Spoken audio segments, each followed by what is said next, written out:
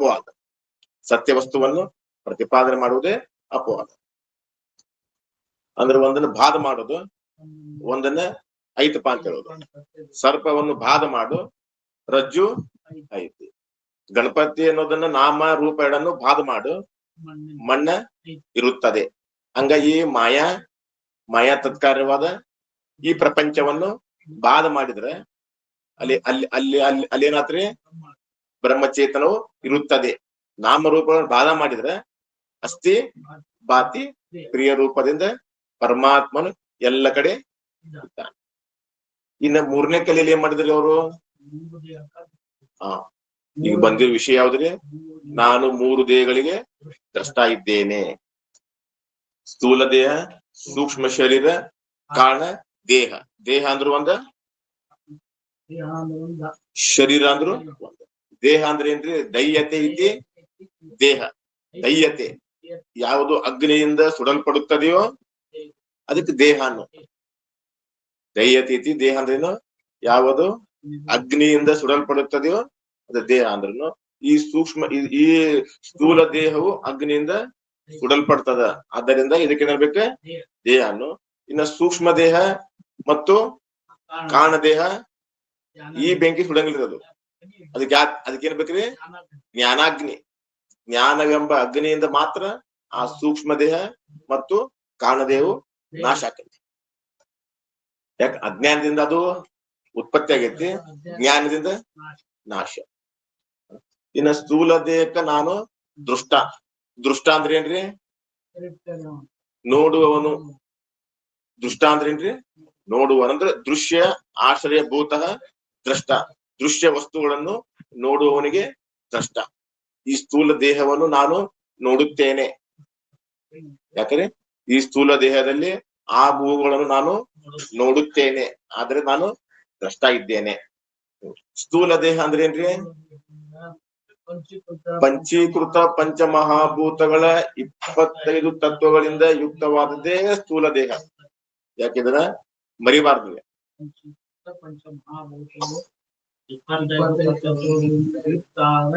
ಸ್ಥೂಲ ದೇಹ ಪಂಚೀಕೃತ ಪಂಚಮಹಾಭೂತಗಳ 25 ತತ್ವಗಳಿಂದ ಯುಕ್ತವಾದದ್ದೇ ಸ್ಥೂಲ ದೇಹ. ಹಾಗಾದ್ರೆ ಆ 25 ತತ್ವಗಳು ಯಾವುವು?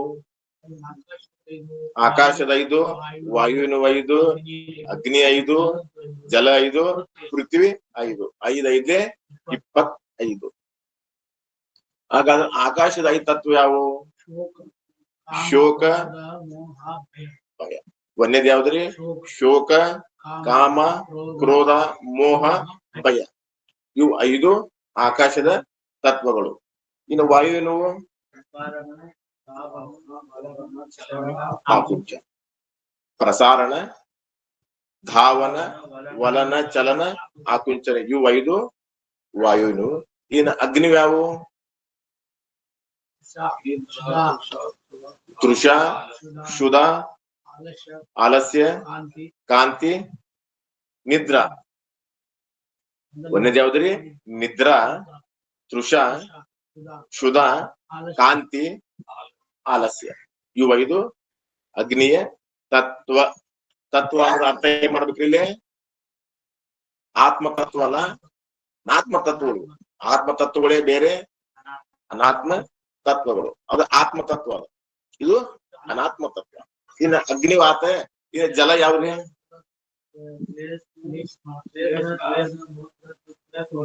ಯಾವ್ದ್ರಿ?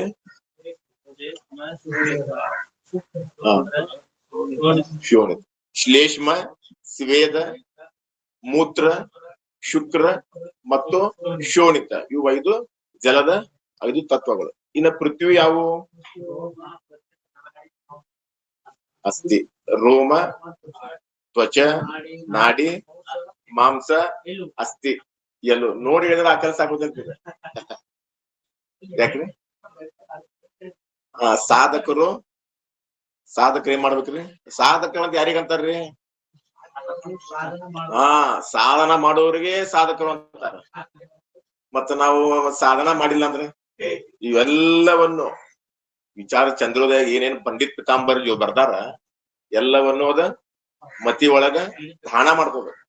ಅವನಿಗೆ ಸಾಧಕ. ಇಲ್ಲರಿ ನಾವು ಗ್ರಂಥ ನೋಡಿ ಹೇಳ್ತೀವಿ ಅಂದ್ರೆ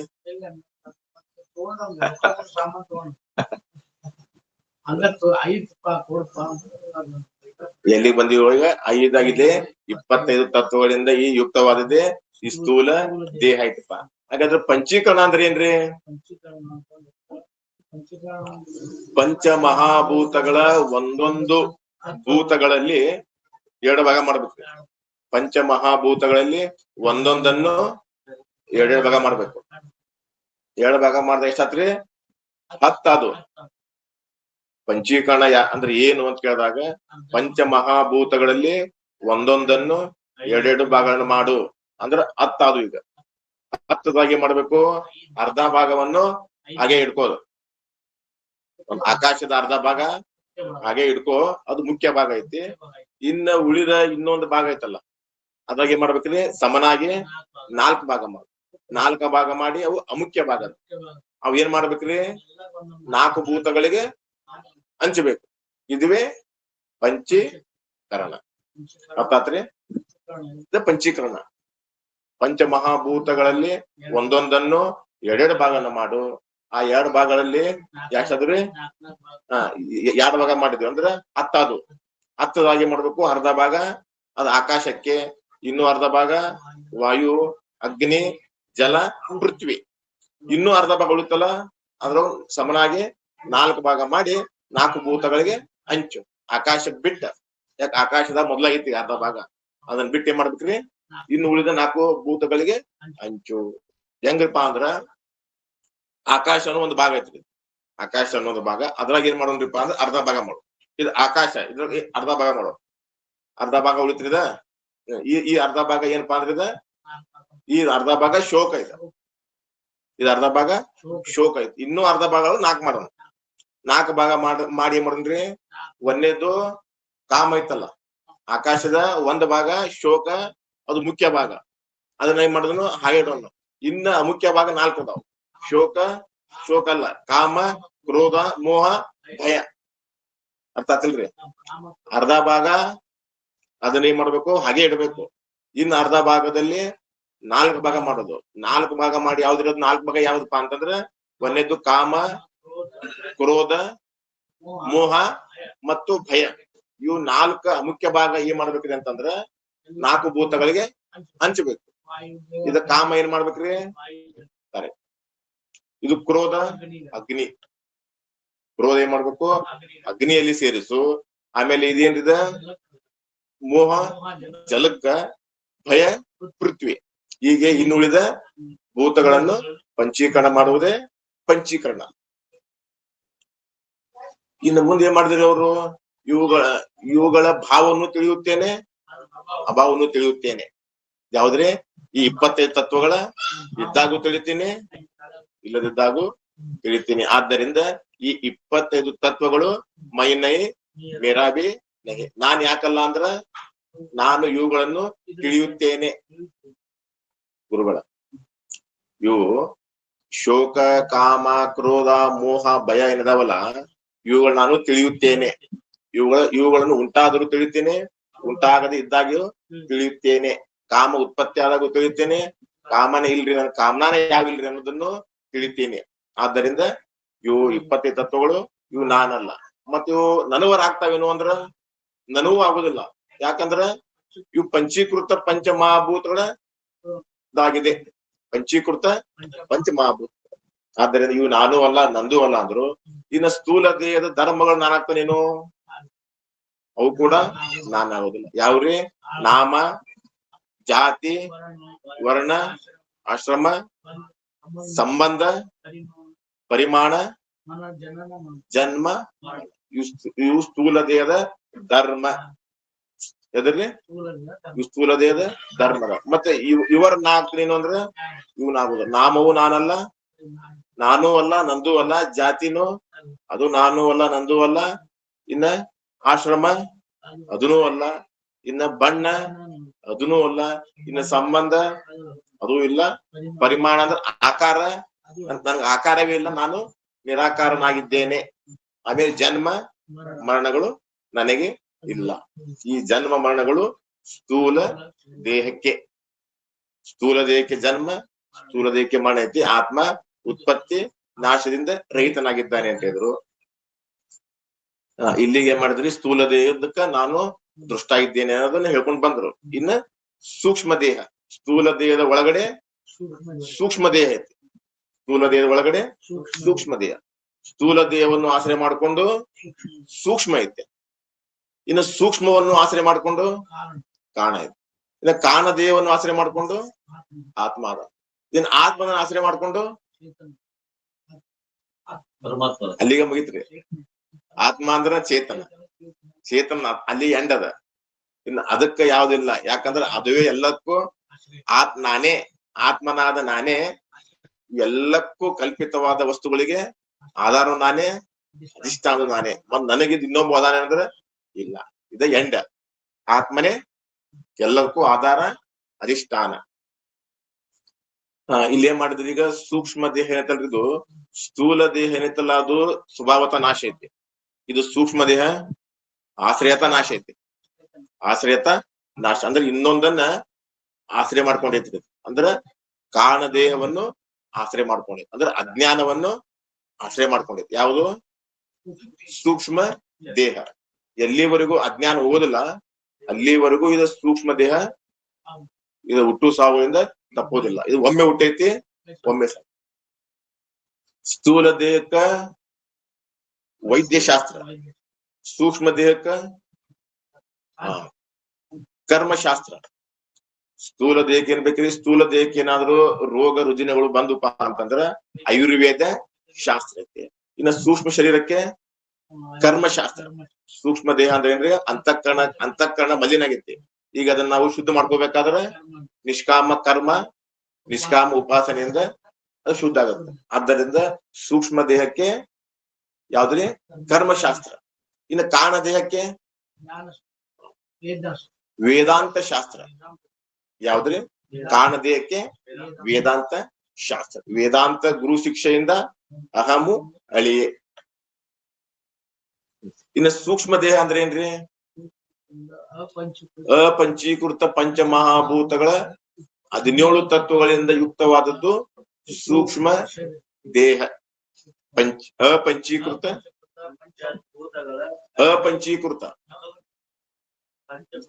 ಪಂಚಮಹಾಭೂತಗಳ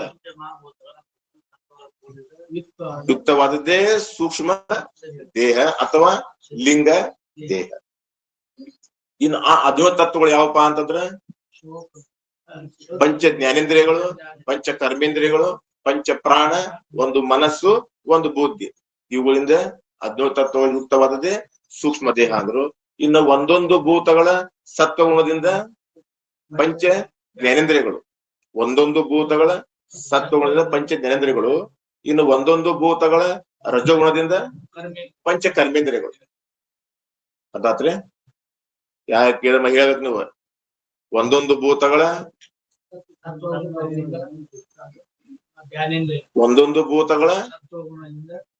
ಪಂಚ ಜ್ಞಾನೇಂದ್ರಿಯಗಳು, ಒಂದೊಂದು ಭೂತಗಳ ರಜೋಗುಣದಿಂದ ಪಂಚ ಕರ್ಮೇಂದ್ರಿಯಗಳು.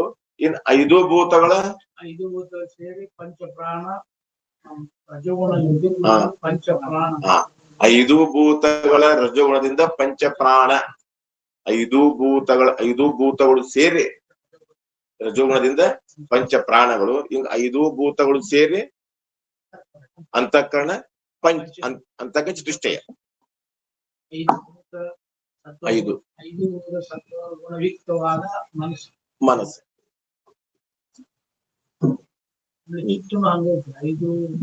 ಅಲ್ಲ, ಒಂದೇ ಅಂತಃಕರಣ ಚತುಷ್ಟಯ ಒಂದೇ ಅದ. ಮನಸ್ಸು, ಬುದ್ಧಿ, ಚಿತ್ತು, ಅಹಂಕಾರ ಇವಂದವಲ್ಲ. ಇವು ಸತ್ವದಿಂದ ಉತ್ಪತ್ತಿ.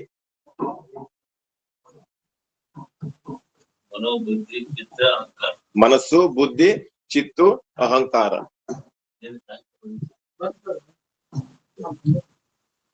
5 ಭೂತಗಳ ರಜೋಗುಣದಿಂದ ಪಂಚ ಪ್ರಾಣಗಳು, 5 ಭೂತಗಳ ಸತ್ವಗುಣದಿಂದ ಅಂತಃಕರಣ ಚತುಷ್ಟಯ. ಒಂದ ಅಂತಃಕರಣ ವೃತ್ತಿ ಭೇದದಿಂದ 4 ಪ್ರಕಾರ. ಯಾಕ್ರಿ, ಒಂದೇ ಅಂತಃಕರಣ ಅದು ವೃತ್ತಿ ಭೇದದಿಂದ 4 ಪ್ರಕಾರ. ಇನ್ನು ಮುಂದೆ ಏನ್ ಮಾಡ್ತಾರೆ ಗುರುಗಳವ್ರ? ಇನ್ನು ಮನಸ್ಸು ಅಂದ್ರೆ ಎದಕ್ಕಂತಾರ್ರಿ? ಮನಸ್ಸು ಸಂಕಲ್ಪ ವಿಕಲ್ಪಾತ್ಮಕವಾದ ಯಾವ ಅಂತಃಕರಣ ವೃತ್ತಿ ಇರುವುದೋ ಅದುವೇ ಮನಸ್ಸು. ಸಂಕಲ್ಪ ವಿಕಲ್ಪ ಏನ್ ಮಾಡ್ತೀವಿ? ಇಲ್ಲ ಅಂತಂದ್ರೆ ದ್ವಿಕೋಟಿ ಜ್ಞಾನಕ್ಕೋ ಸಂಶಯ ಅಂತ ಇರ್ತಾರೆ. ಸಂಶಯ ಅದು ಇದು ಮನಸ್ಸು. ಸಂಕಲ್ಪ ವಿಕಲ್ಪಾತ್ಮಕವಾದ ಯಾವ ಅಂತಃಕರಣ ವೃತ್ತಿ ಇರುತ್ತದೆಯೋ ಅದುವೇ ಮನಸ್ಸು. ಅಂದ್ರೆ ಹೌದು ಅಲ್ಲ, ಹೌದು ಅಲ್ಲ. ಇನ್ನು ರಜ್ಜುನೋ ಇನ್ನು ಸರ್ಪನೋ ಅನ್ನೋದು ಇದು ಮನಸ್ಸ. ಇನ್ನು ಬುದ್ಧಿ ಏನ್ ಮಾಡ್ತೈತ್ರಿ? ಇದು ನಿಶ್ಚಯ ಮಾಡ್ಬಿಡ್ತೈತಿ. ಸರ್ಪರಾಗಿರ್ಲಿ ಅಥವಾ ಹಗ್ಗರಾಗಿರ್ಲಿ ನಿಶ್ಚಯ ಮಾಡೋದು ಬುದ್ಧಿ, ಸಂಕಲ್ಪ ವಿಕಲ್ಪ ಮಾಡೋದು ಮನಸ್ಸು.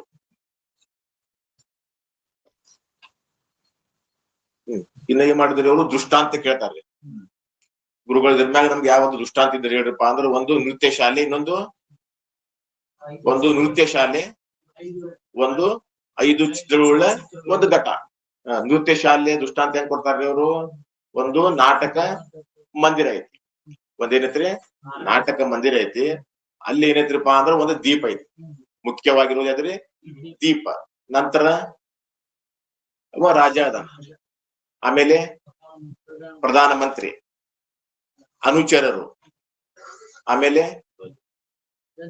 ನಾಯಕಿ, ಆಮೇಲೆ ಭಾಜಂತ್ರಿಗಳು, ಆಮೇಲೆ ಸಭಾ ಜನರು. ಆ ದೀಪ ಏನ್ ಮಾಡ್ತಾರಪ್ಪ ಅಂದ್ರೆ, ಇವ್ರು ಇದ್ದಾಗ ಪ್ರಕಾಶ ಮಾಡ್ತೈತಿ, ಇವ್ರು ಇಲ್ಲದಿದ್ದಾಗ ಕೂಡ ಅದು ಪ್ರಕಾಶ ಮಾಡುತ್ತದೆ. ಅದರಂತೆ ಇದು ದೃಷ್ಟಾಂತ. ಇನ್ನು ಸಿದ್ಧಾಂತಕ್ಕೆ ಬರ್ರಿ. ಈ ಸಿದ್ಧಾಂತದಾಗ ಏನೈತ್ರಿ? ಇಲ್ಲಿ ನೃತ್ಯಶಾಲೆ ಯಾವ್ದ್ರಿ? ಇಲ್ಲಿ ಸ್ಥೂಲ ದೇಹವೇ ಒಂದು ನಾಟಕ ಮಂದಿರ. ಈ ನಾಟಕ ಮಂದಿರದಲ್ಲಿ ಏನೇನೈತಪ್ಪ ಅಂದ್ರೆ ಒಂದು ದೀಪ ಐತಿ. ದೀಪ ಇದ್ದಂತೆ ಸಾಕ್ಷಿ ಚೇತನ, ದೀಪ ಇದ್ದಂತೆ ಸಾಕ್ಷಿ ಚೇತನ. ಅವನ ಆಧಾರ ಅಧಿಷ್ಠಾನ ತಗೊಂಡ ಇವೆಲ್ಲವೂ ಕಾರ್ಯವನ್ನು ಮಾಡುತ್ತೀವಿ. ಯಾವ್ದ್ರಲ್ಲಿ? ಸ್ಥೂಲ ದೇಹ ಅನ್ನೋದು ಒಂದೇನಿದೆ ನಾಟಕ ಮಂದಿರ. ಇದರಲ್ಲಿ ದೀಪ ಯಾರ್ರಿ ಅಂದ್ರ ಸಾಕ್ಷಿ ಚೇತನವೇ ದೀಪ. ಇನ್ನ ರಾಜ ಯಾರ್ರಿ? ಚಿದಾಭಾಸನೆ ರಾಜ. ಇನ್ನು ಪ್ರಧಾನ ಮಂತ್ರಿ ಯಾರು? ಮನಸ್ಸೇ ಪ್ರಧಾನ ಮಂತ್ರಿ. ಇನ್ನು ಅನುಚರರು ಯಾರು? ಅನುಚರರು ಪಂಚ ಪ್ರಾಣಗಳು. ಅನುಚರ ಅಂದ್ರೆ ಸೇವಕರು ಯಾರಿಲ್ಲಿ? ಪಂಚ ಪ್ರಾಣಗಳು. ಇನ್ನ ನರ್ತಕಿ ಯಾರ್ರಿ? ಬುದ್ಧಿನೇ ನರ್ತಕಿ. ಆಮೇಲೆ ಭಾಜಂತ್ರಿ 10 ಇಂದ್ರಿಯಗಳು. 10 ಇಂದ್ರಿಯಗಳೇ ಭಾಜಂತ್ರಿ. ಭಾಜಂತ್ರಿ ಅಂದ್ರೆ ಏನ್ರಿ? ಊದೋರು ಬಾರಿಸೋರು ಯಾರ್ರಿ ಅಂದ್ರೆ ಇಲ್ಲಿ ಪಂಚ ಜ್ಞಾನೇಂದ್ರಿಯಗಳು, ಪಂಚ ಕರ್ಮೇಂದ್ರಿಯಗಳು. ಇನ್ನ ಸಭಾ ಜನರು ಯಾರ್ರಿ? ಶಬ್ದಾದಿ ಪಂಚ ವಿಷಯಗಳು. ಇಲ್ಲಿ ಸಾಕ್ಷಿ ಚೇತನ ಸ್ವರೂಪನಾದ ಆತ್ಮನು ನಾನು ಏನ್ ಮಾಡ್ತೀನಪ್ಪ ಅಂದ್ರೆ, ಜಾಗ್ರ ಮತ್ತು ಸ್ವಪ್ನಗಳಲ್ಲಿ ಇವುಗಳನ್ನು ಪ್ರಕಾಶ ಮಾಡುತ್ತೇನೆ. ಜಾಗ್ರದಲ್ಲಿ ಪ್ರಕಾಶ ಮಾಡುತ್ತೇನೆ, ಸುಷುಪ್ತಾವಸ್ಥೆಯಲ್ಲಿ ಇವುಗಳ ಅಭಾವವನ್ನು ಕೂಡ ನಾನು ಪ್ರಕಾಶ ಮಾಡುತ್ತೇನೆ. ಭಾವವನ್ನು ಪ್ರಕಾಶ ಮಾಡುತ್ತೇನೆ, ಪ್ರಕಾಶ ಮಾಡುತ್ತೇನೆ ಅಂತ ಹೇಳಿದ್ರು. ಇನ್ನು ಮುಂದೆ ಏನ್ ಮಾಡುದು? ಯಾವ ರೀತಿ ಪ್ರಕಾಶ ಮಾಡ್ತೇನ್ರಿ ಗುರುಗಳನ್ನ ಜಾಗೃತಾವಸ್ಥೆಯಲ್ಲಿ ಅಂದ್ರ, ಜಾಗೃತಾವಸ್ಥೆಯಲ್ಲಿ ಅಂತಃಕರಣ ಮತ್ತು ಇಂದ್ರಿಯಗಳ ಸಹಾಯದಿಂದ ಪ್ರಕಾಶ ಮಾಡುತ್ತೇನೆ. ಈ ಜಾಗೃತಾವಸ್ಥೆಯಲ್ಲಿ ಅಂತಃಕರಣವೂ ಇದೆ, ಇಂದ್ರಿಯವೂ ಇದೆ, ಎರಡರಿಂದ ಪ್ರಕಾಶ ಮಾಡುತ್ತೇನೆ. ಇನ್ನು ಸ್ವಪ್ನಾವಸ್ಥೆಯಲ್ಲಿ ಕೇವಲ ಅಂತಃಕರಣ ಸಹಾಯದಿಂದ ಪ್ರಕಾಶ ಮಾಡುತ್ತೇನೆ. ಇನ್ನು ಸುಷುಪ್ತಾವಸ್ಥೆಯಲ್ಲಿ ಅಂತಃಕರಣವೂ ಬೇಡ, ಇಂದ್ರಿಯಗಳು ಬೇಡ. ಅಲ್ಲೇ ಅಂತಃಕರಣವೂ ಬೇಡ, ಇಂದ್ರಿಯಗಳು ಇಲ್ಲದೆ ಕೇವಲ ನಾನೇ ಪ್ರಕಾಶಿಸುತ್ತೇನೆ. ಅಂದ್ರೆ ಭಾವವನ್ನು ಪ್ರಕಾಶ ಮಾಡುತ್ತೇನೆ, ಭಾವವನ್ನು ಪ್ರಕಾಶ. ಇನ್ನು ಮತ್ತೊಂದು ದೃಷ್ಟಾಂತ ಕೇಳಿದವರು 5 ಸಿದ್ಧಗಳುಳ್ಳ ಒಂದು ಘಟ ಏನೈತ್ರಿ? ಆ ಘಟ್ಟಕ್ಕೆ ಹೆಂಗದಾವ್ರಿ? 5 ತೂತುಗಳದಾವ್, ಅಂದ್ರೆ ರಂಧ್ರಗಳದಾವ್. ಆ 5 ಏನದಾವ್ರಿ? ಸಿದ್ಧಗಳದಾವ್. ಆ ಘಟದ ಒಳಗೆ ಏನೈತ್ರಿ? ಒಂದು ಪಣತೆ, ಒಂದು ಎಣ್ಣೆ, ಒಂದು ಬತ್ತಿ. ಆ ಬತ್ತಿ ಸಹಿತವಾದ ದೀಪವು ಉರಿಯುತ್ತಿದೆ, ಅಂದ್ರೆ ಪ್ರಕಾಶ ಮಾಡುತ್ತಿದೆ. ಆ ದೀಪ ಏನ್ ಮಾಡ್ತಿದ್ರಪ್ಪ ಅಂತಂದ್ರ, ಪಣತೆಯನ್ನು, ಎಣ್ಣೆಯನ್ನು, ಬತ್ತಿಯನ್ನು ಏನ್ ಮಾಡ್ತಿದ? ಪಣತೆಯನ್ನು ಬೆಳಗುತ್ತದೆ, ಎಣ್ಣೆಯನ್ನು, ಬತ್ತಿಯನ್ನು ಮತ್ತು ಘಟದೊಳಗಿನ ಅವಯವಗಳನ್ನು. ಘಟ ಎಷ್ಟೈತಲ್ರಿ ಒಳಗಡೆ ಪೂರ್ತಿ ಎಲ್ಲ ಕಡೆ ಪ್ರಕಾಶ ಮಾಡೋದು ಅಲ್ದ, ಮತ್ತ ರಂಧ್ರಗಳ ಮೂಲಕವಾಗಿ ಹೊರಗಡೆ ಬಂದು ಅಲ್ಲಿ ಏನ್ ಮಾಡ್ತಿದ್ರಪ್ಪ ಅಂತಂದ್ರ ವೀಣೆಯನ್ನು, ವೀಣಾ ಅಂದ್ರೆ ವಾದ್ಯ, ವೀಣೆಯನ್ನು, ಆಮೇಲೆ ಪುಷ್ಪ, ಗೊಂಚಲ, ಆಮೇಲೆ ರತ್ನದ ಮಣಿಯನ್ನು, ಆಮೇಲೆ ರಸದ ಪಾತ್ರೆಯನ್ನು, ಆಮೇಲೆ ಅತ್ತರ ಸೀಸೆಯನ್ನು. ಈ ಸರ್ವವನ್ನು ಚಿತ್ರಗಳ ದ್ವಾರ ಪ್ರಕಾಶಿಸುತ್ತದೆ ಮತ್ತು ಸೂರ್ಯ ರೂಪದಿಂದ ಎಲ್ಲಾ ಬ್ರಹ್ಮಾಂಡವನ್ನು ಪ್ರಕಾಶಿಸುತ್ತದೆ. ಆ ದೀಪ ಏನ್ ಮಾಡ್ತಾರೆ, ಅಲ್ಲಷ್ಟ ಪ್ರಕಾಶ ಮಾಡೋದು ಅಲ್ದ ಸೂರ್ಯ ರೂಪದಿಂದ ಆ ದೀಪವು ಇಡೀ ಬ್ರಹ್ಮಾಂಡವನ್ನು ಪ್ರಕಾಶ ಮಾಡುತ್ತದೆ ಮತ್ತು ಮಹಾ ತೇಜೋಮಯವಾದ ಸಾಮಾನ್ಯ ರೂಪಿನಿಂದ ಸರ್ವ ವ್ಯಾಪಿ. ಆ ದೀಪ ಏನದು ಎಲ್ಲಾ ಕಡೆ ಹೆಂಗೈತ್ರಿ, ಸರ್ವ ವ್ಯಾಪಿ, ಎಲ್ಲಾ ಕಡೆ ಆ ದೀಪ ಸಾಮಾನ್ಯವಾಗಿ ಇರುತ್ತದೆ. ಇನ್ನು ಅದೊಂದು ಸಿದ್ಧಾಂತ. ಪಂಚ ಜ್ಞಾನೇಂದ್ರಿಯಗಳ ರೂಪವಾದ ಛಿದ್ರಗಳು. ಇಲ್ಲಿ ಯಾವ್ದು ಛಿದ್ರ, ಯಾವ್ದು ಇಲ್ಲಿ ಈ ಸ್ಥೂಲ ದೇವಿ ಒಂದು ಘಟ, ಇದಕ್ಕೆ ಹೆಂಗದಾವ್ರಿ ಪಂಚ ಜ್ಞಾನೇಂದ್ರಿಯಗಳೇ ಏನ್ರಿಲ್ಲ ರಂಧ್ರಗಳು. ಇನ್ನ ಇದ್ರ ಒಳಗಡೆ ಏನೈತ್ರಿ, ಒಬ್ಬವ ದೀಪ ಯಾರಿಲ್ಲೇ ಸಾಕ್ಷಿ ಚೇತನವೇ ಇಲ್ಲಿ ದೀಪ ಐತಿ. ಮತ್ತಿಲ್ಲಿ ಅಣತೆ ಯಾವ್ದ್ರಿ, ಅಂತಃಕರಣವೇ ಪಣತೆ. ಇನ್ನ ಬತ್ತಿ ಎಣ್ಣೆ ಯಾವುದು, ಮನಸ್ಸೇ ಎಣ್ಣೆ. ಇನ್ನು ಬತ್ತಿ ಯಾವುದು, ಬುದ್ಧಿ.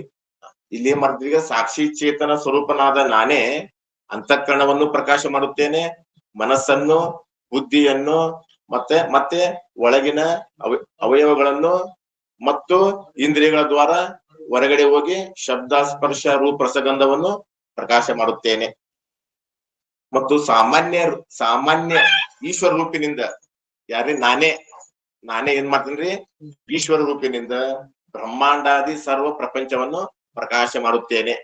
ಆ ಪ್ರಕಾಶ ಮಾಡ್ತಾರೆ ಯಾರೇ, ನಾನೇ ಪ್ರಕಾಶ ಮಾಡುತ್ತೇನೆ ಈಶ್ವರ ರೂಪಿನಿಂದ ಬ್ರಹ್ಮಾಂಡಾದಿ ಸರ್ವ ಬಾಹ್ಯ ಪ್ರಪಂಚವನ್ನು ಪ್ರಕಾಶಿಸುತ್ತಲೂ ಸಾಮಾನ್ಯ ಚೈತನ್ಯವಾದ ಬ್ರಹ್ಮ ರೂಪಿನಿಂದ ಸರ್ವವ್ಯಾಪಿಯಾಗಿದ್ದೇನೆ ಅಂತ ಹಿಂಗ್ ಹೇಳ್ಕೊಂಡು ಬಂದ್ರು. ಇನ್ನ ಮುಂದೆ ಎಲ್ಲಿ ಬಂದಿಗಳು ನಾವೀಗ, ಈಗ ಹೇಳಿದ್ದರಿಂದ ಈ ನಿಶ್ಚಯ ಆಯ್ತು. ಇವತ್ತು ವಿಷಯಕ್ಕೆ ಬರ್ರಿ. ಎಷ್ಟನೇ 74ನೇ ಪ್ರಶ್ನೆ ಸಿಕ್ತ್ರಿ? 74ನೇ ಪ್ರಶ್ನೆ, 47ನೇ ಪೇಜ. ಈಗ ಹೇಳಿದ್ದರಿಂದ ಏನ್ ನಿಶ್ಚಯ ಆಯ್ತ್ರಿ? ಏನ್ ಇಷ್ಟೆಲ್ಲ ಹೇಳ್ಕೊಂಡು ಬಂದಿರಲ್ಲ, ಈ ಸೂಕ್ಷ್ಮ ದೇಹವು ಇದು ನಾನು ಅಲ್ಲ, ಇದ ನಂದು ಅಲ್ಲ ಅಂತ ಹೇಳಿದ್ರಿ, ಇವುಗಳ ಭಾವವನ್ನು ತಿಳಿತೇನೆ, ಅಭಾವವನ್ನು ತಿಳಿತೇನೆ ಅಂದ್ರಲ್ಲ, ಏನ್ ನಿಶ್ಚಯ ಆಯ್ತಪ್ಪ ಅಂದ್ರ ಸ್ಥೂಲ ದೇಹದ ಧರ್ಮಗಳು ಅವು ನಾನು ಅಲ್ಲ, ನನೂ ಅಲ್ಲ ನಿಶ್ಚಯ ಆಯ್ತು. ಏನತ್ರಿ? ಸ್ಥೂಲ ದೇಹದ 17 ತತ್ವಗಳು ನಾನಲ್ಲ ಅಂತ ತಿಳಿಬೇಕು ಅಂತ. ಇನ್ನು ಬರ್ರಿ, ಎಲ್ಲಿ ಬಂದಿ ಸಿಕ್ತಿಂದ ಪ್ರಶ್ನೆ ಇತ್ರಿ. ಈಗ ಹೇಳಿದ್ರಿಂದ ಈ ನಿಶ್ಚಯ ಆಯ್ತು, ಸಿಕ್ಕೈತ್ರಿ. ನಿಶ್ಚಯ ಏನಾಯ್ತಪ್ಪ ಅಂದ್ರೆ ಲಿಂಗ ದೇಹ ಮತ್ತು ಅದರ ಧರ್ಮವಾದ ಪುಣ್ಯ ಪಾಪಗಳ ಕರ್ತ ಮತ್ತು ಅದರ ಫಲವಾದ ಸುಖ ದುಃಖದ ಭೋಕ್ತೃ. ಲಿಂಗ ದೇಹದ ಧರ್ಮ ಏನ್ರಿ? ಅಲ್ಲಿ ಮೊದಲು ಏನ್ ಮಾಡಿದ್ರು ಅವರು? ಸ್ಥೂಲ ದೇಹದ ಧರ್ಮ ಹೇಳಿದ್ರು. ನಾಮ ಜಾತಿ ವರ್ಣ ಆಶ್ರಮ ಸಂಬಂಧ ಪರಿಮಾಣ ಜನ್ಮ ಅಲ್ಲಿ ಹೇಳಿದ್ರು. ಇಲ್ಲೇ ಲಿಂಗ ದೇಹದ ಧರ್ಮ ಯಾವ್ದ್ರಿ? ಲಿಂಗ ದೇಹ ಅಂದ್ರು ಒಂದ ಸೂಕ್ಷ್ಮ ದೇಹ ಅಂದ್ರು. ಒಂದನೇದ್ ಯಾವ್ದು? ಕರ್ತ ಭೋಕ್ತ ಗಮನಾಗಮನ 3 ವೃತ್ತಿಗಳು, ಅಂಧತ್ವ, ಮಂದತ್ವ, ಪಟತ್ವ. ಇವು 4 ಏನ್ರಿಪ್ಪ ಅಂದ್ರೆ ಸೂಕ್ಷ್ಮ ದೇಹದ ಧರ್ಮಗಳು ಅಥವಾ ಲಿಂಗ ದೇಹದ ಧರ್ಮ. ಲಿಂಗ ಅಂದ್ರೆ ಏನ್ರಿ? ಚಿಹ್ನೆ. ಲಿಂಗ ಅಂದ್ರೆ ಏನ್ರಿ? ಚಿಹ್ನೆ. ಈಗ ನಮ್ಗ ಬೆಂಕಿ ಜ್ಞಾನ ಆಗೈತಲ್ರಿ, ಪರ್ವತದಲ್ಲಿ ಬೆಂಕಿ ಜ್ಞಾನ ಆಗೈತಿ. ಆ ಬೆಂಕಿ ನಾವ್ ನೋಡಿವೇನು ಅಂದ್ರ ಮತ್ತ ಇಲ್ಲಿ ಬೆಂಕಿ ಐತಂತ ನೀವು ಯಾವ ಆಧಾರ ಮೇಲೆ ಹೇಳಿದ್ರಿ? ಹೊಗೆ ಏನೈತ್ರಿ ಅಲ್ಲಿ? ಧೂಮವೇ ಅಲ್ಲಿ ಚಿಹ್ನ. ಧೂಮವೇನ್ರಲ್ಲಿ ಲಿಂಗ ಯಾವ್ದ್ರಿ ಅಂದ್ರಲ್ಲಿ? ಧೂಮವೇ ಚಿಹ್ನೆ ಐತಿ. ಆ ಧೂಮವನ್ನು ನೋಡಿ ಬೆಂಕಿ ಐತೆ ಅಂತ ಸಿದ್ಧ ಮಾಡಿದ್ವಿ. ಅಂದ್ರೆ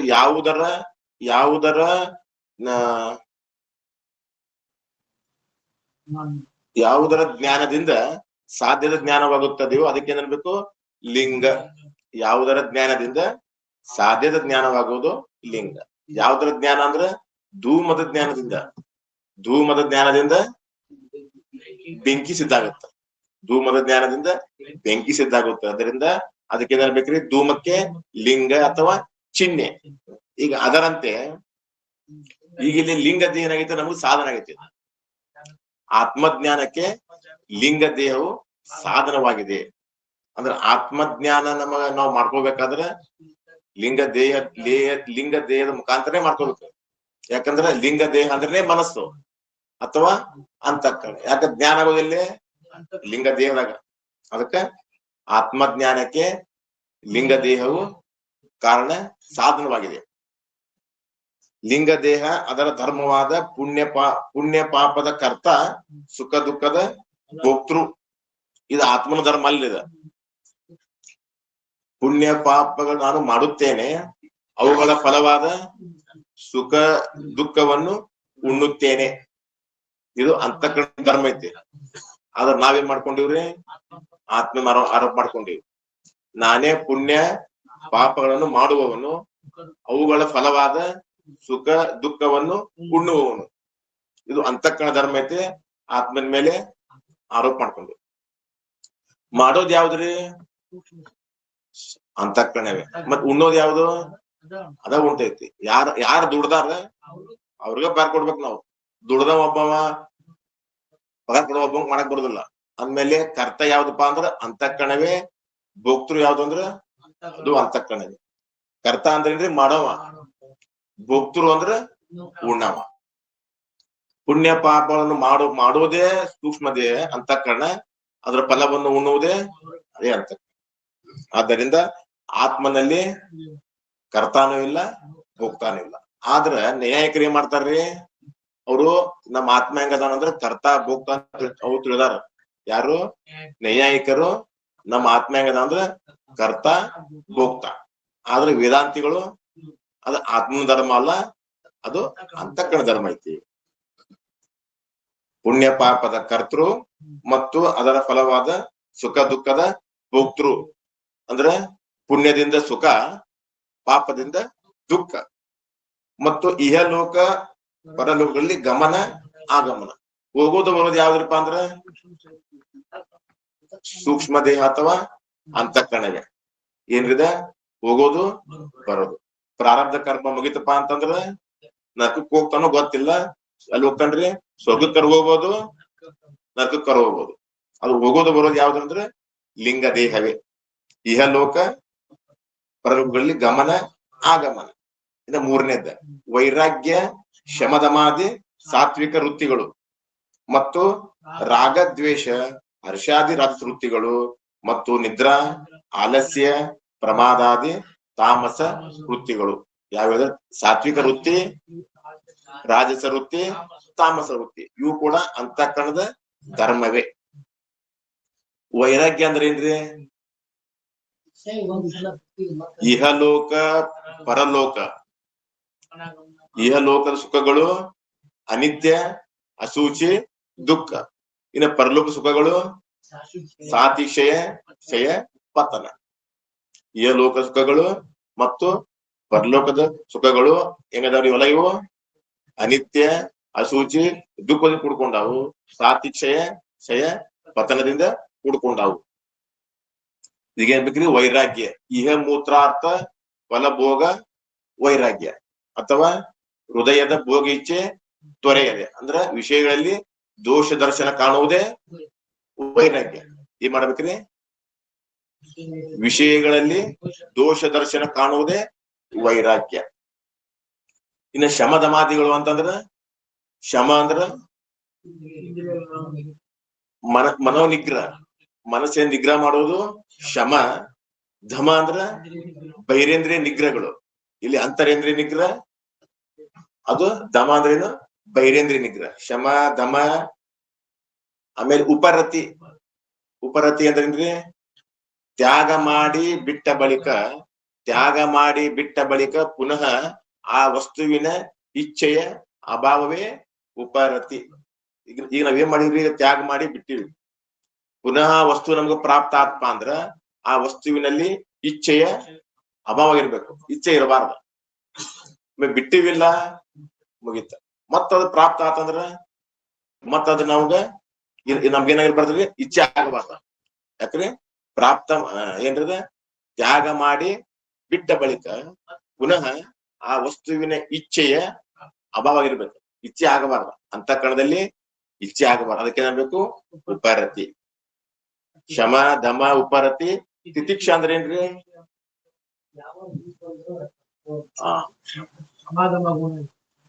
ತಿತಿಕ್ಷ ಅಂದ್ರೆ ಸಹನೆ. ಶರೀರಕ್ಕೆ ಎಷ್ಟೋ ದುಃಖಗಳು ಬರ್ತಿರ್ತಾವು, ಎಲ್ಲವನ್ನು ಸಹಿಸಿಕೊಳ್ಳುವುದೇ ಇಂದ ತಿತಿಕ್ಷೆ. ಶಮ ದಮ ಉಪರತಿ ತಿತಿಕ್ಷ ಶ್ರದ್ಧಾ. ಶ್ರದ್ಧಾ ಅಂದ್ರೆ ಏನ್ರಿ? ಗುರು ನಂಬಿಕೆ ಅಲ್ಲಲ್ಲ. ವೇದ ವಾಕ್ಯಗಳಲ್ಲಿ ಮತ್ತು ವೇದಗಳ ಅರ್ಥವನ್ನು ಉಪದೇಶ ಮಾಡುವಂತ ಗುರುವಿನ ವಾಕ್ಯಗಳಲ್ಲಿ ಅಪಾರವಾದ ನಂಬಿಕೆ ಭಕ್ತಿಯ ನೀಡುವುದೇ ಶ್ರದ್ಧಾ.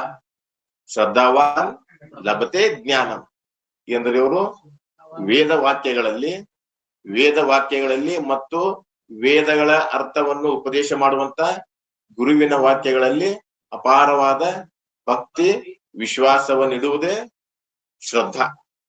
ಆಮೇಲೆ ಸಮಾಧಾನ. ಸಮಾಧಾನ ಅಂದ್ರೆ ಅಂತಃಕರಣದಲ್ಲಿ ಕಾಮ ಕ್ರೋಧಾದಿಗಳು ಬರ್ತಿರ್ತಾವು, ಅವು ಏನ್ ಮಾಡ್ಬೇಕ್ರಿ? ನಾವು ಏನ್ ಮಾಡ್ಬೇಕ್ರಿ? ತಟಸ್ಥ ಮಾಡ್ಬೇಕು. ಅವು ಕಾಮ ಕ್ರೋಧಾದಿಗಳು ಬಂದಾಗ ಅವಕ್ಕ ತಟಸ್ಥ ಮಾಡ್ಬೇಕು. ಅದು ಸಮಾಧಾನದಿಂದ ಇರಬೇಕು. ಇನ್ನು ಸಾತ್ವಿಕ ವೃತ್ತಿಗಳು ಅಂದ್ರ ಸಾತ್ವಿಕ ವೃತ್ತಿಗಳು ಯಾವಪ್ಪ ಅಂದ್ರೆ ಇಲ್ಲಿ ದಾನ ಧರ್ಮ ಮಾಡೋದು, ಪರೋಪಕಾರ, ಪೂಜೆ ಪುನಸ್ಕಾರ, ಮಹಾತ್ಮರ ದರ್ಶನ, ಅವ್ರ ಸೇವಾ ಮಾಡೋದು ಇತ್ಯಾದಿ ಏನ್ರಿವಲ್ಲವು ಸಾತ್ವಿಕ ವೃತ್ತಿಗಳು. ಮತ್ತು ರಾಗ ದ್ವೇಷಗಳು. ರಾಗ ಅಂದ್ರೆ ಏನ್ರಿ? ಅನುಕೂಲ ವಸ್ತು ಇತ್ತಂದ್ರ ರಾಗ, ಪ್ರತಿಕೂಲ ವಸ್ತು ಇತ್ತಂದ್ರ ದ್ವೇಷ. ಅಥವಾ ಸುಖ ದುಃಖ ಕಾಮ ಕ್ರೋಧಾದಿಗಳು ರಾಜಸ ವೃತ್ತಿಗಳು. ಇನ್ನು ನಿದ್ರಾ ಆಲಸ್ಯ ಪ್ರಮಾದ ಇವೆಲ್ಲ ತಾಮಸ ವೃತ್ತಿಗಳು. ನಿದ್ರಾ ಮಾಡೋದು, ನಿದ್ದೆ ಮಾಡೋದು, ಆಲಸ್ಯ, ಇವತ್ ಮಾಡೋ ಕೆಲಸ ನಾಳೆ ಮಾಡೋದು. ಇನ್ನು ಪ್ರಮಾದ ಅಂದ್ರೆ ಏನ್ರಿ? ಅವಶ್ಯ ಮಾಡಲೇಬೇಕಾದ ಕೆಲಸವನ್ನು ಮರೆತು ಮಾಡಬಾರ್ದನ್ನು ಮಾಡೋದೇ ಪ್ರಮಾದ. ಮರೆಯುವುದೇ ಪ್ರಮಾದ. ಅವಶ್ಯ ಮಾಡಲೇಬೇಕಾದ ಕೆಲಸವನ್ನು ಬಿಟ್ಟು ಮಾಡಬಾರದನ್ನ ಮಾಡುವುದೇ ಪ್ರಮಾದ. ಅಂದ್ರೆ ಅವಶ್ಯ ಮಾಡ್ಬೇಕಾದ ಕೆಲಸ ಯಾವ್ದು ಇಲ್ಲೇ? ಆನಾರಂದು ತಿಳಿಯುವುದು. ಅದಕ್ಕೆ ನಿಜಗೊಂಡ್ರೆ ಏನ್ ಮಾಡ್ಯಾರ್ರಿ? ತಳುವುದೇ ಮಾಡ್ಕೋದು ಯಾವುದು? ಅಗದಿ ತಾವುಡ್ತು ಬಿಡು ಮಾಡ್ಕೊಳ್ಳುವಂತ ಕೆಲಸ ಯಾವ್ದೈತ್ರಿಪ್ಪ ಅಂದ್ರೆ ಇಲ್ಲೇ ಭವ ಹರಣ. ಯಾಕ್ರಿ ಭವಹರಣ ಅದುವೇನೈತಿರ್ಲಿ ಮುಖ್ಯ ಐತಿ. ಅದನ್ನ ಬಿಟ್ಟಿವಿ ನಾವೇನ್ ಮಾಡಂತೀವ್ರಿ? ಎಲ್ಲ ಬಿಟ್ಟು ಹೋಗೋದನ್ನ ಮಾಡ್ಕೊಂಡ್ ಕುಂತೀವಿ. ಏನ್ರಿ? ಎಲ್ಲಾ ಬಿಟ್ಟು ಹೋಗೋದೈತಿ ಇಲ್ಲಿ, ಅದನ್ನ ಮಾಡಕ್ ಕುಂತೀವಿ. ಮಾಡ್ಬೇಕಾಗಿದ್ದನ್ನ ಬಿಟ್ಟು ಮಾಡಬಾರ್ದನ್ನ ಮಾಡ್ಕೊಂಡ್ ಕುಂತೀವಿ.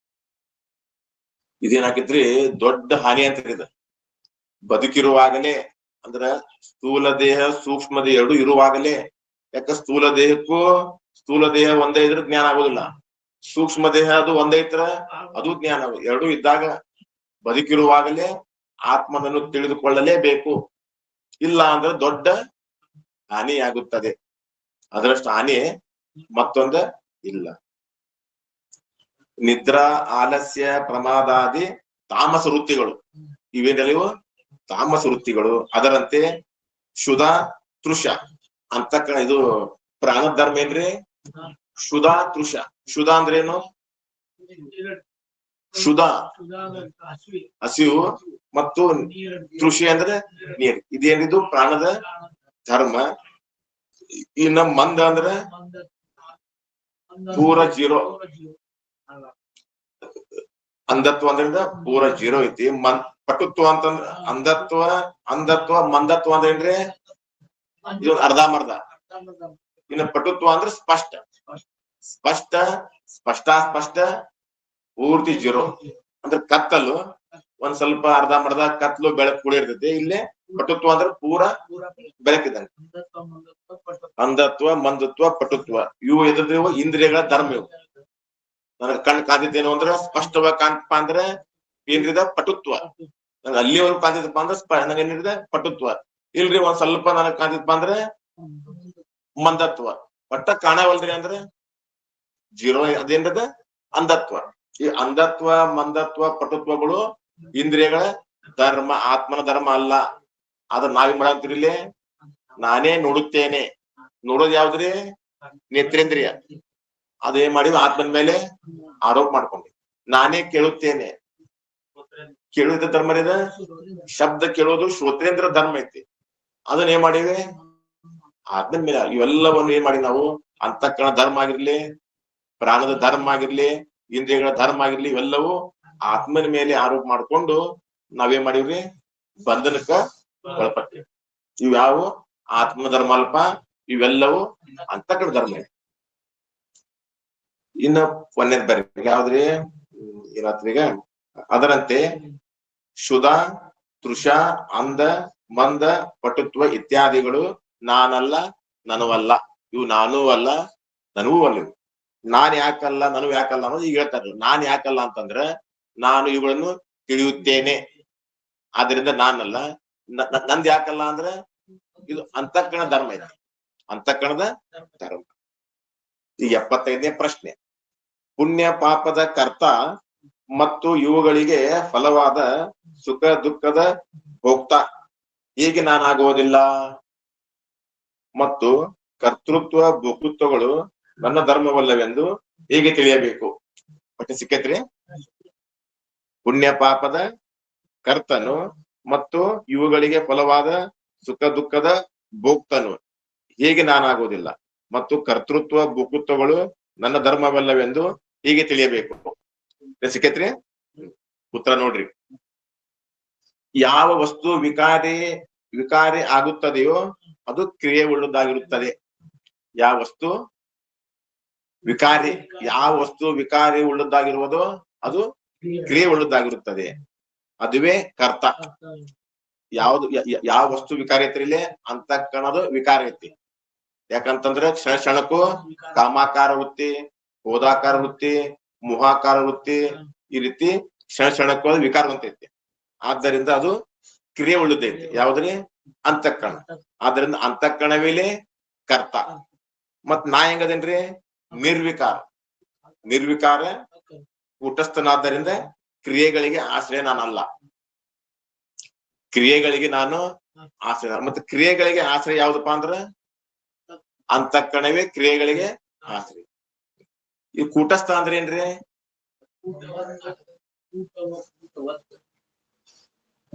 ಕೂಟವತ್ ನಿರ್ವಿಕಾರ ರೂಪೇಣ ಸ್ಥಿತಿ ಕೂಟಸ್ಥ ಉಚ್ಯತೆ.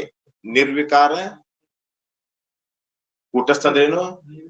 ನಿರ್ವಿಕಾರ ರೂಪೇಣ ಕೂಟಸ್ಥ ಉಚ್ಯತೆ. ಕೂಟವತ್ ಅಂದ್ರೆ ಕಮ್ಮಾರನ ಅಡಿಗಲ್ಲಿನಂತೆ. ಈಗ ಅವ ಏನ್ ಮಾಡ್ಯಾನ್ರಿ? ಕಮ್ಮಾರ ಅವನ ಅಂತ್ಯಕ್ ಒಂದ ಏನೈತ್ರಿ? ಅಡಿಗಲ್ ಐತಿ. ಆ ಅಡಿಗಲ್ ಮ್ಯಾಗ ಏನೇನ್ ಮಾಡ್ಯಾನ್ರವ?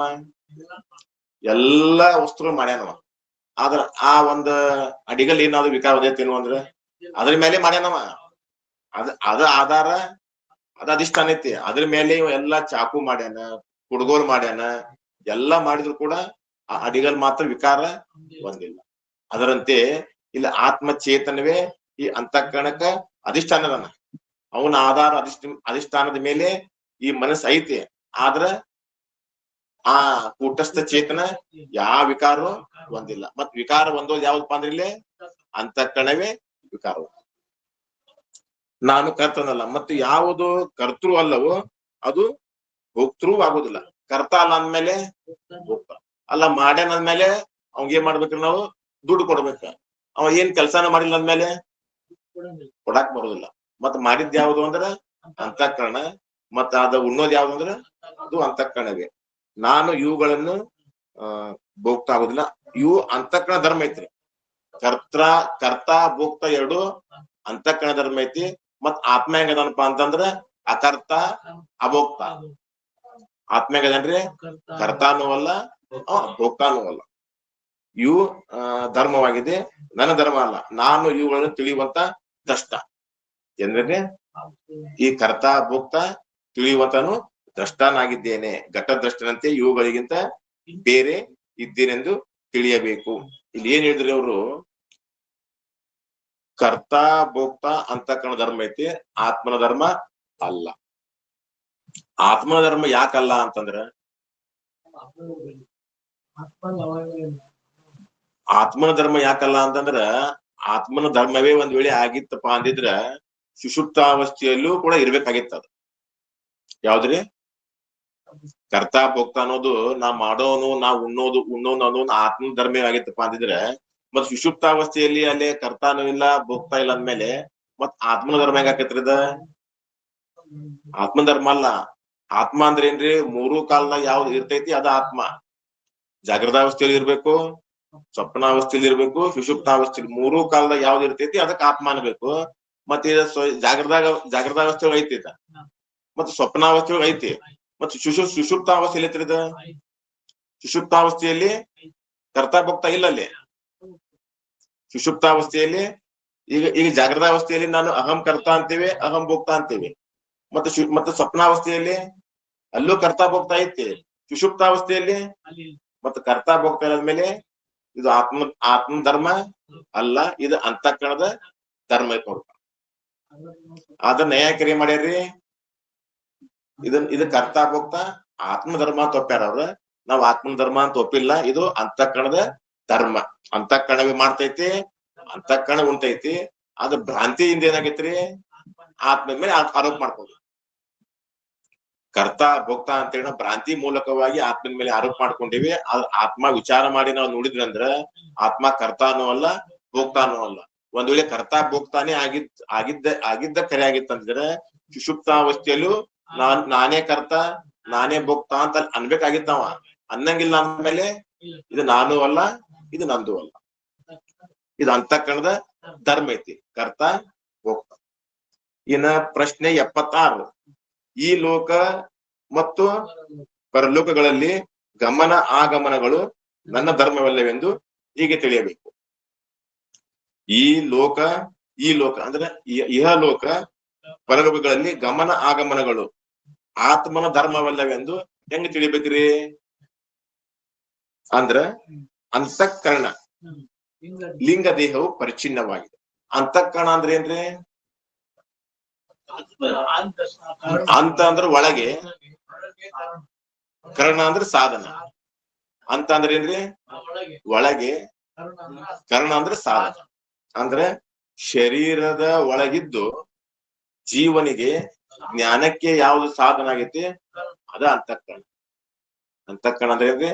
ಶರೀರದ ಒಳಗಿದ್ದು ಜೀವನಿಗೆ ಜ್ಞಾನಕ್ಕೆ ಸಾಧನವಾದದ್ದೇ ಅಂತಃಕರಣ. ಈಗ ಯಾವ್ದ್ರ ಜ್ಞಾನ ಆಗ್ಬೇಕಾದ್ರೂ ಅಂತಃಕರಣ ಬೇಕಾ ಅಲ್ಲಿ. ಮನಸ್ಸ ಇಲ್ಲ ಅಂತಂದ್ರೆ ಆಗೋದಿಲ್ಲ. ಯಾಕ್ರಿ? ಮನಸ್ಸಿದ್ರನ ಜ್ಞಾನ, ಮತ್ತ ಮನಸ್ಸ ಅಲ್ಲಿ ಇಲ್ಲ ಅಂದ್ರೆ ಜ್ಞಾನ ಆಗೋದಿಲ್ಲ. ಅಂತಃಕರಣ ಅಂದ್ರೆ ಲಿಂಗ ದೇಹವು ಪರಿಚ್ಛಿನ್ನವಾಗಿದೆ. ಲಿಂಗ ದೇಹ ಹೆಂಗೈತಿರದ? ಪರಿಚ್ಛಿನ್ನ ಐತಿ. ಪರಿಚ್ಛಿನ್ನ ಅಂದ್ರೆ ಒಂದು ಸ್ಥಳದಲ್ಲಿ ಇದ್ದುಕೊಂಡು ಇನ್ನೊಂದು ಸ್ಥಳದಲ್ಲಿ ಯಾವ್ದು ಇರುವುದಿಲ್ಲ, ಅದು ಪರಿಚ್ಛಿನ್ನ. ಒಂದು ಸ್ಥಾನದಾಗ ಐತಿ, ಒಂದ್ ಸ್ಥಾನದಾಗಿಲ್ಲ. ಅಂದ್ರೆ ಇಲ್ಲ ಐತಿ, ಹೊರಗಡೆ ಇಲ್ಲ. ಐತೇನಂದ್ರ ಇಲ್ಲ. ಆದ್ದರಿಂದ ಈ ಲಿಂಗ ದೇಹವು ಪರಿಚ್ಛಿನ್ನ ಐತಿ. ಆತ್ಮ ಹೆಂಗದನ್ರಿ? ಆಕಾಶದಂತೆ ವ್ಯಾಪಕ. ಇಲ್ಲಿ ಏನ್ ಮಾಡಿದ್ರೆ ಅಂತಃಕರಣ ಅಂದ್ರೆ ಲಿಂಗ ದೇಹವು ಪರಿಚ್ಛಿನ್ನವಾಗಿದೆ. ಲಿಂಗ ದೇಹ ಪರಿಚ್ಛಿನ್ನವಾಗಿದೆ. ಅದಕ್ಕೆ ಪ್ರಾರಬ್ಧ ಕರ್ಮದ ಬಲದಿಂದ ಗಮನ ಆಗಮನಗಳು ಸಂಭವಿಸುತ್ತವೆ. ಏನಂದ್ರೆ ಅವರು ಲಿಂಗ ದೇಹ ಐತಿ, ಅದು ಪರಿಚ್ಛಿನ್ನ ಐತಿ. ಅಂದ್ಮೇಲೆ ಪರಿಚ್ಛಿನ್ನ ಅಂದ್ರೆ ಅದು ಜಡ ಐತಿ ಅದ. ಮತ್ತ ಜಡವಾದ ವಸ್ತು ಮತ್ತ ಗಮನ ಆಗಮನ ಯಾವ ರೀತಿ ಮಾಡ್ತೈತದ? ಅದು ಲಿಂಗ ದೇಹ ಹೆಂಗೈತ್ರಿ? ಜಡ ಐತಿ. ಮತ್ತೆ ಜಡವಾದ ವಸ್ತು ಗಮನ ಆಗಮನ ಹೆಂಗ್ ಮಾಡ್ತೈತಪ್ಪ ಅಂದ್ರ ಪ್ರಾರಬ್ಧ ಕರ್ಮದ ಬಲದಿಂದ. ಅಂದ್ರೆ ಈಶ್ವರನ ಸಂಕಲ್ಪದ ಮೇರೆಗೆ ಈಶ್ವರನ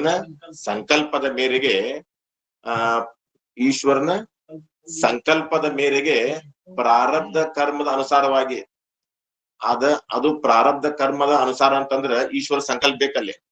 ಇವ ಪುಣ್ಯ ಮಾಡ್ಯಾನ, ಇವ ಸ್ವರ್ಗಕ್ಕೆ ಹೋಗ್ಲಿ ಅಂತೇಳಿ ಇಲ್ಲ. ಇವ ಪಾಪ ಮಾಡ್ಯಾನ, ನಕ್ಕಕ್ ಹೋಗ್ಲಿ ಅಂತೇಳಿ ಈಶ್ವರನ ಸಂಕಲ್ಪದ ಮೇರೆಗೆ ಏನ್ರಿ ಪ್ರಾರಬ್ಧ ಕರ್ಮದ ಅನುಸಾರವಾಗಿ ಸೂಕ್ಷ್ಮ ದೇಹವು ಪುಣ್ಯ ಪಾಪಗಳ ಕರ್ಮದ ಅನುಸಾರವಾಗಿ ಗಮನ ಅವ ಮಾಡ್ತಾರೆ. ಯಾಕಂದ್ರೆ ಅದು ಲಿಂಗ ದೇಹ ಜಡ ಐತಿ. ಜಡವಾದದ್ದನ್ನ ಹೋಗಕ್ ಬರೋದಿಲ್ಲ, ಬರಕ್ ಬರೋದಿಲ್ಲ. ಮತ್ತೆ ಇದು ಹೋಗ್ಬೇಕಾದ್ರೆ ಬರ್ಬೇಕಾದ್ರೆ ಈಶ್ವರನ ಸಂಕಲ್ಪ ಐತಲ್ಲಿ. ಇವ ಪುಣ್ಯ ಮಾಡ್ಯಾನಂತೇಳಿ ಸ್ವರ್ಗಕ್ಕೆ ಹೋಗು, ಪಾಪ ಮಾಡಿದ್ರ ನರಕಕ್ಕೆ ಹೋಗು. ಈಶ್ವರನ ಸಂಕಲ್ಪದ ಅನುಸಾರವಾಗಿ ಅಥವಾ ಈಶ್ವರನ ಸಂಕಲ್ಪದ ಮೇರೆಗೆ ಪ್ರಾರಬ್ಧ ಕರ್ಮದ ಅನುಸಾರವಾಗಿ ಲಿಂಗ ದೇಹವು ಪುಣ್ಯ ಪಾಪಗಳ ಕರ್ಮದ ಅನುಸಾರವಾಗಿ ಗಮನಾಗಮನ ಮಾಡ್ತದ. ಸ್ವತಂತ್ರ ಮಾಡಕ್ ಬರೋದಿಲ್ಲ. ಈಶ್ವರನ ಸಂಕಲ್ಪ ಐತಲ್ಲ. ಪ್ರಾರಬ್ಧ ಕರ್ಮದ ಬಲದಿಂದ ಗಮನ ಆಗಮನ ಅಂದ್ರೆ ಸ್ವರ್ಗಕ್ಕೆ ಹೋಗ್ತದ ಅಥವಾ ನರಕಕ್ಕೂ ಹೋಗ್ಬಹುದು. ಮತ್ತ ಹುಟ್ಟಿ ಮತ್ತು ಹುಟ್ಟಿ ಏನ್ ಮಾಡ್ತಾನ್ರವ, ಬರ್ಲೇಬೇಕ್ರವ. ಯಾಕ್ರಿ ಪುಣ್ಯ ಕ್ಷೀಣೆ ಪುಣ್ಯ ಮತ್ತೆ ಲೋಕಂ ವಿಶಂತಿ. ನೀವ್ ಸ್ವರ್ಗಕ್ಕೆ ಹೋದ್ರು ಬರಬೇಕ, ನರಕಕ್ಕೆ ಹೋದ್ರು ಬರಬೇಕ, ಬ್ರಹ್ಮ ಲೋಕಕ್ಕೆ ಹೋದ್ರು ಬರ್ಲೇಬೇಕು. ಆ ಬ್ರಹ್ಮ ಭುವನಾ ಲೋಕ ಪುನರಾವರ್ತನ ಅರ್ಜುನ ಎಲ್ಲಿ ಹೋದ್ರು ಕೂಡ ಬರ್ಲೇಬೇಕು. ಯಾಕ್ರಿ ಅಂದ್ರ ಎಲ್ಲಿವರೆಗೂ ನಿನಗೆ ಆತ್ಮಜ್ಞಾನ ಆಗೋದಿಲ್ಲ ಅಲ್ಲಿವರೆಗೂ ಅಗಸರ ಕತ್ತೆಯಂತೆ ಹೋಗೋದ ಬರೋದ. ಆ ಕತ್ತೆ ಏನ್ ಮಾಡ್ತದೆ, ಮನೆಯಿಂದ ಹಳ್ಳಕ್ ಹೋಗ್ತೈತಿ, ಮತ್ತೆ ಬರ್ತೈತಿ. ಹಂಗ ಇವನು ಏನ್ ಮಾಡ್ತಾನ್ರಿ, ಪ್ರಾರಬ್ಧ ಕರ್ಮ ಅನುಸಾರವಾಗಿ ಹೋಗೋದು ಬರೋದು ಮಾಡ್ತಾನೆ. ಎಲ್ಲಿವರೆಗೂ ಆತ್ಮಜ್ಞಾನ ಆಗೋದಿಲ್ಲ ಅಲ್ಲಿವರೆಗೂ ಈಗ ಗಮನ ಆಗಮನಗಳು ತಪ್ಪೋದಿಲ್ಲ. ಇವಾಗ ಆತ್ಮಜ್ಞಾನ ಆದ್ರೆ ಮಾತ್ರ ಏನಾಕೈತಿ, ಸಂಚಿತ ಕರ್ಮಗಳು ನಾಶ ಆಗ್ತಾವ. ಸಂಚಿತ ಕರ್ಮ ಎಲ್ಲಿವರೆಗೂ ನಾಶ ಆಗೋದಿಲ್ಲ ಅಲ್ಲಿವರೆಗೂ ಪುನರಪಿ ಜನನ ಪುನರಪಿ ಮರಣ. ಲಿಂಗ ದೇಹವು ಪರಿಚೀರ್ಣವಾಗಿದೆ. ಅದಕ್ಕೆ ಪ್ರಾರಬ್ಧ ಕರ್ಮದ ಬಲದಿಂದ ಗಮನಾಗಮನಗಳು ಸಂಭವಿಸುತ್ತವೆ. ನಾನ್ ಹೆಂಗದೇನಪ್ಪಾ ಅಂದ್ರೆ ಆಕಾಶದಂತೆ ವ್ಯಾಪಕ. ಆತ್ಮನಾದ ನಾನು ಎಲ್ಲಾ ಕಡೆ ಅದೇನ್ರಿ. ಸ್ವರ್ಗ ಲೋಕದಾಗ ಹೋದೇನಿ, ಮರ್ತ್ಯ ಲೋಕದಾಗ ಹೋದೇನಿ, ಮತ್ತೆ ನರಕದಾಗ ಹೋದೇನಿ. ಮೂರು ಲೋಕದಾಗ ನಾ ಅದೇನಿ. ಮತ್ ನಾ ಅದೇನ್ ಅಂದ್ಮೇಲೆ ನಾ ಯಾಕೆ ಹೋಗ್ಲಿ ಅಲ್ಲಿಗ್ರಿ? ಎಲ್ಲ ಕಡೆ ನಾನಾ ಅದೇನಿ ಇಲ್ಲಿ. ಯಾಕ್ರಿ ಕೆಳಗೂ ನಾನಾ ಅದೇನಿ, ಮ್ಯಾಲೂ ನಾನಾ ಅದೇನಿ. ಆಕಾಶದಂತೆ ವ್ಯಾಪಕ. ವ್ಯಾಪಕ ಅಂದ್ರೆ ಏನ್ರಿ, ದೇಶ ಕಾಲ ವಸ್ತು, ದೇಶ ಕಾಲ ವಸ್ತು ಪರಿಚ್ಛೇದ ರಹಿತತ್ವಂ ವ್ಯಾಪಕತ್ವಂ. ದೇಶದಿಂದ ನಾನು ಪರಿಚ್ಛಿನ್ನ ಅಲ್ಲ, ಕಾಲದಿಂದ ಪರಿಚ್ಛಿನ್ನ ಅಲ್ಲ, ವಸ್ತುವಿನಿಂದನೂ ಪರಿಚ್ಛಿನ್ನ ಅಲ್ಲ. ದೇಶದಿಂದ ಯಾಕೆ ಪರಿಚ್ಛಿನ್ನ ಅಲ್ರಿ? ನಾ ಪೂರ್ಣನಾಗಿರುವುದರಿಂದ. ಹೆಂಗದೇನ್ರಿ? ಪೂರ್ಣನಾಗಿರುವುದರಿಂದ ದೇಶ ಪರಿಚ್ಛೇದ ಇಲ್ಲ. ಆಮೇಲೆ ನಿತ್ಯನಾಗಿರುವುದರಿಂದ ಕಾಲ ಪರಿಚ್ಛೇದವು ಇಲ್ಲ. ದೇಶ ಕಾಲ ವಸ್ತು ಅಂತಂದ್ರ ಎಲ್ಲಕ್ಕೂ ನಾನೇ ಆಧಾರ ಅಧಿಷ್ಠಾನ ಆಗಿರುವುದರಿಂದ ವಸ್ತು ಪರಿಚ್ಛೇದ ರಹಿತ. ದೇಶ ಕಾಲ ವಸ್ತು ಎಲ್ಲಾ ವಸ್ತುವಿನಲ್ಲಿ ಅದೇನೆ. ಅಸ್ಥಿ ಬಾತಿ ಪ್ರಿಯ ರೂಪದಿಂದ ಅದೇನಿ, ನಾಮ ರೂಪದಿಂದ ಇಲ್ಲ. ಅಸ್ಥಿ ಬಾತಿ ಪ್ರಿಯ ರೂಪದಿಂದ ಎಲ್ಲ ಕಡೆ ನಾನೇ ಇದ್ದೇನೆ. ಆಕಾಶ ಎಲ್ಲಾ ಕಡೆ ಇತ್ತು, ಎಲ್ಲರ ಒಂದ್ ಭಾಗದಾಗ ಐತ್ರಿ, ಎಲ್ಲಾ ಕಡೆ ಐತಿ. ಅದರಂತೆ ನಾನು ಎಲ್ಲಾ ಕಡೆ ಇದ್ದೇನೆ. ವ್ಯಾಪಕ, ಆಕಾಶದಂತೆ ವ್ಯಾಪಕನಾಗಿದ್ದೇನೆ. ಆದ್ರೆ ಈ ಲಿಂಗದ ಹೆಂಗೈತ್ರಿ, ಇದ ಪರಿಚಿನ್ನ ಐತಿ. ಅದ್ರ ಇಲ್ಲೈತಿ, ಅಲ್ಲಿಲ್ಲ. ಅಲ್ಲಿದ್ರೆ ಇಲ್ಲಿರೋದಿಲ್ಲ. ಆದ್ರ ಆತ್ಮ ಒಳಗೂ ಐತಿ ಹೊರಗೂ ಐತಿ. ಆಕಾಶದಂತೆ ವ್ಯಾಪಕ ತಿಳಿಬೇಕು. ಈಗ ಎಲ್ಲಿ ಬಂದ್ರಿ? ಈಗ ಸಾತ್ವಿಕ ರಾಜಸ ಈಗ ಏನ್ ಮಾಡಿದ್ರು ಅವರು, ಆತ್ಮ ಕರ್ತ ಅನ್ನೋವಲ್ಲ ಭೋಕ್ತ ಅಲ್ಲ ಅನ್ನೋ ತಿಳಿಸಿದ್ರು ಅವರು. ಯಾಕೆ ಕರ್ತ ಅಲ್ಲ, ಯಾಕೆ ಭೋಕ್ತ ಅಲ್ಲ ಅಂದ್ರೆ ಆತ್ಮ ಅಕರ್ತ ಅದಾನ, ಅಭೋಕ್ತ ಅದಾನ. ಒಂದ್ ವೇಳೆ ಆತ್ಮ ಕರ್ತಾ ಭೋಕ್ತ ಆಗಿತ್ತಪ್ಪ ಅಂದಿದ್ರೆ ಸುಷುಪ್ತಾವಸ್ಥೆಯಲ್ಲೂ ಕರ್ತಾ ಭೋಕ್ತ ಇರ್ಬೇಕಾಗಿತ್ತು. ಅಂದ್ಮೇಲೆ ಇದು ಅಂತಕ್ಕಂಥ ಧರ್ಮ ಐತಂದ್ರು. ಇನ್ನ ಗಮನ ಆಗಮನಗಳು ಅದ್ ಆತ್ಮಂದ ಐತೇನು ಅಂತಂದ್ರ ಆತ್ಮಂದ್ ಅಲ್ಲಪ್ಪ. ಅದ ಗಮನಾಗಮನ ಅದು ಕೂಡ ಅಂತಃಕರಣದ ಧರ್ಮನ ಐತಿ. ಅದ್ರ ಆತ್ಮ ಹೆಂಗದನಪ್ಪ ಅಂದ್ರೆ ಆಕಾಶದಂತೆ ವ್ಯಾಪಕನಾಗಿದ್ದಾನೆ ಅಂತ ಹೇಳಿದ್ರು. ಇನ್ನು ಮೂರನೇದು ಯಾವ್ದ್ರಿ? ಮೂರು ವೃತ್ತಿಗಳು, ಸಾತ್ವಿಕ ರಾಜಸ ತಾಮಸ ವೃತ್ತಿಗಳು. ಮತ್ ಅವು ನಾನಲ್ಲ, ನನೂ ಅಲ್ಲ, ನಾನಲ್ಲ ಮತ್ತು ನಂದಲ್ಲ ಅಂತ ಹೇಳ್ಯಾರ. ಅದನ್ನ ನಾಳೆ ವಿಚಾರ ಮಾಡುವಂತ ಹೇಳುತ್ತಾ ನನ್ನ ನುಡಿ ಪುಷ್ಪಗಳನ್ನು ಸದ್ಗುರು ಚರಣಾರವಿಂದಗಳಿಗೆ ಸಮರ್ಪಿಸಿ ನನ್ನ ಮಾತಿಗೆ ವಿರಾಮ.